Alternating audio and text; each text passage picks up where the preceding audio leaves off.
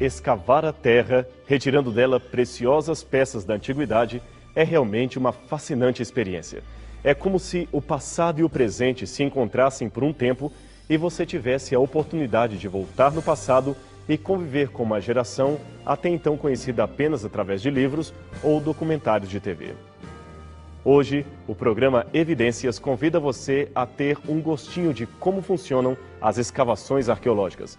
Você acompanhará conosco um dia na vida dos arqueólogos. Verá cenas de uma escavação autêntica realizada recentemente em Israel e conhecerá alguns dos elementos deste fascinante trabalho que tanto tem ajudado na compreensão da Bíblia Sagrada e na confirmação de sua historicidade. Este certamente será um programa muito especial. Muitas vezes a arqueologia é erroneamente comparada a aventuras de Indiana Jones ou aquelas do tipo filme A Múmia. Mas não é esta uma visão exata. As imagens hollywoodianas, embora possam ter feito bastante propaganda e provocado até uma avalanche de vocações arqueológicas, não apresentam um quadro real do que significa trabalhar num campo de escavações. Bombas, romance aventureiro, tesouros escondidos, máfia, geralmente não fazem parte do dia a dia da maioria dos arqueólogos. Seus instrumentos são outros, e seus inimigos não são membros de uma ordem secreta.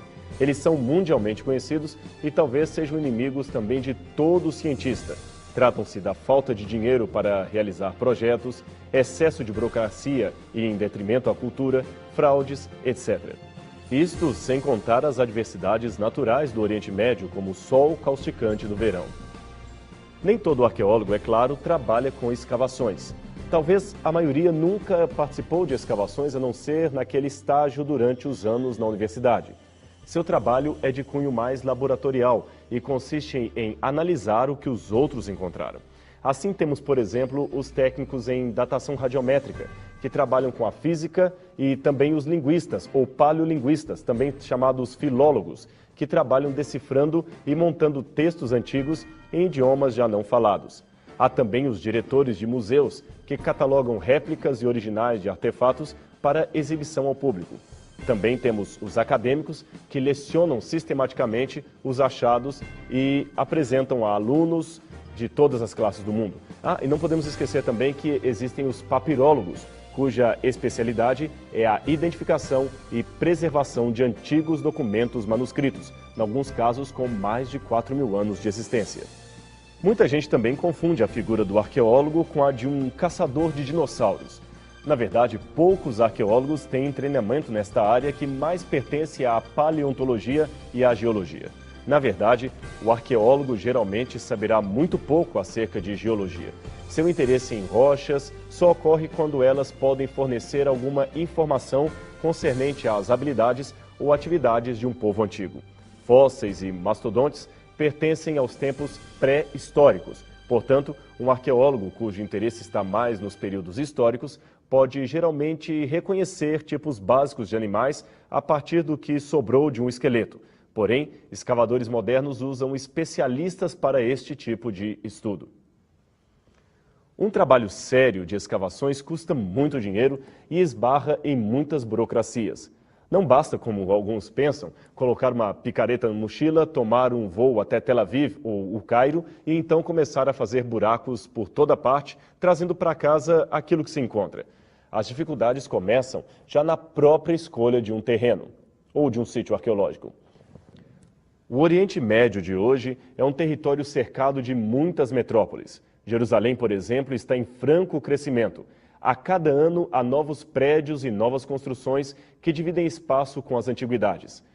Como todo grande centro, esse crescimento nem sempre se dá de modo controlado e fica difícil para as prefeituras administrar a eterna briga entre os modernos empreendedores imobiliários e os especialistas do Departamento de Antiguidades que querem, a todo custo, salvar mais um sítio arqueológico antes que vire alicerce para um condomínio residencial.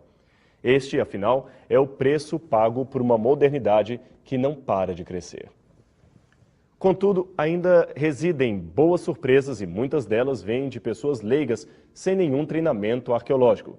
São agricultores, beduínos e gente comum que exercem uma verdadeira e profunda noção de cidadania ao comunicar aos arqueólogos que encontraram, por exemplo, uma pequena estátua quando estavam arando a sua propriedade.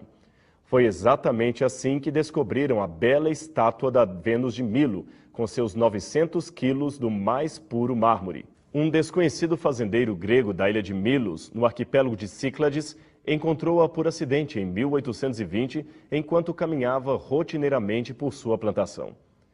Pena que uma milícia francesa estava ali na ocasião e fazendo com que o belo exemplar acabasse indo parar no Museu do Louvre, para a tristeza de muitos moradores das ilhas gregas.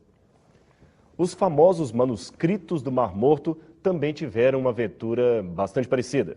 Foi a rotina normal de um garotinho beduíno procurando cabras que haviam se perdido que revelou ao mundo a mais fantástica coleção de manuscritos bíblicos de todos os tempos descoberta até os nossos dias.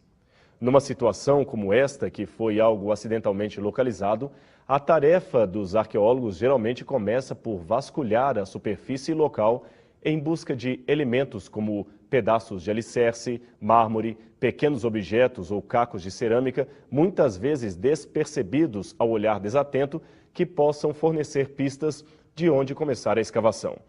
É claro, porém, que muitas vezes nem todos os lugares poderão ser escavados por uma série de razões como as já mencionadas, construção civil e outras mais. Assim, o arqueólogo tem de trabalhar com uma lista de prioridades feita a partir do que se pretende descobrir naquele local.